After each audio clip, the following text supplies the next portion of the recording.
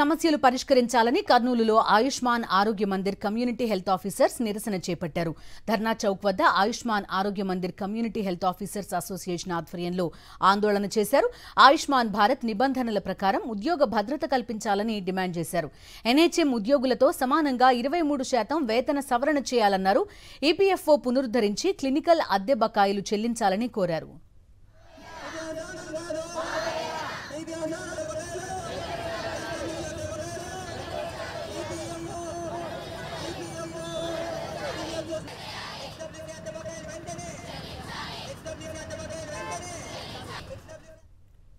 మరింత సమాచారం మా ప్రతినిధి లోకేష్ అందిస్తారు.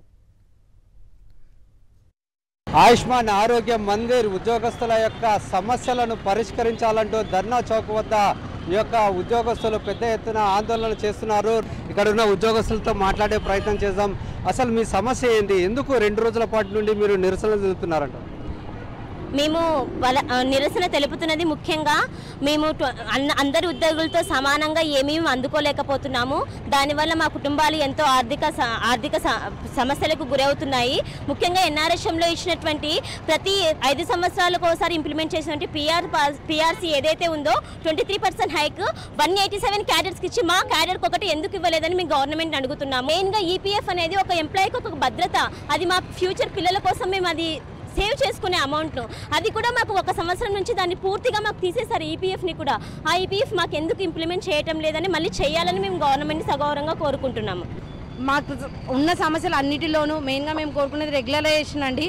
ఎందుకు మమ్మల్ని రెగ్యులర్ చేయడానికి మీరు అంత ఇది చేస్తున్నారు? మీరు ఇచ్చిన గైడ్లైన్స్ ప్రకారం ఎన్హెచ్ఎంలో ఏ గైడ్లైన్స్ అయితే మమ్మల్ని రిక్రూట్ చేసుకోవడానికి 6 సంవత్సరాల ముందు ఏ గైడ్లైన్స్ అయితే ఇచ్చారో ఆ గైడ్లైన్స్ ప్రకారమే మేము రెగ్యులరైజేషన్ అని అడుగుతున్నాం.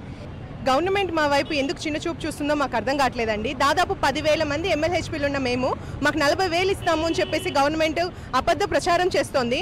మాకు 25,000 ప్రోత్సాహాలు 15,000 అందిస్తానంటోంది. కానీ ఏ ఒక్క పిహెచ్సిలో ఉన్న ఏ ఒక్క ఎమ్మెల్యేహెచ్పీ కూడా 15,000 అనేది ప్రోత్సాహాలు అందుకోవట్లేదండి. సగం మందికి పైన 0 ఇన్సెంటివ్స్ మాత్రమే వచ్చినాయి.